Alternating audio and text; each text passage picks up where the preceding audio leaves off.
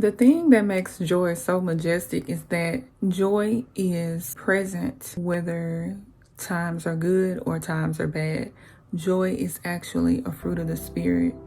And most of the time, when we develop our fruit, it's developed through suffering.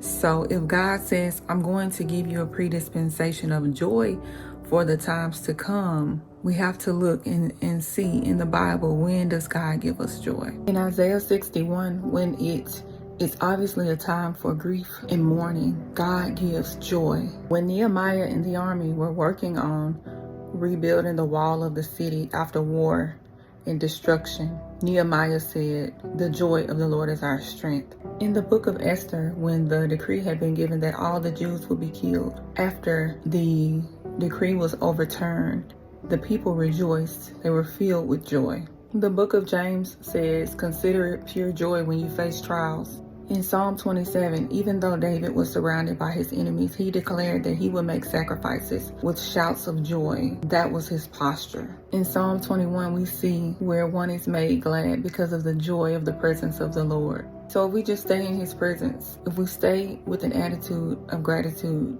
if we stay in a place of worship and let those times of intimacy with God bear the fruit of joy, then we will have joy for every occasion of our lives, whether times are good, whether times are bad. Let us remember, stay in the Lord's presence, because in the Lord's presence, there is fullness of joy. The world could be going crazy, but because you are in the presence of God, you have joy, because you have made yourself abide in Him.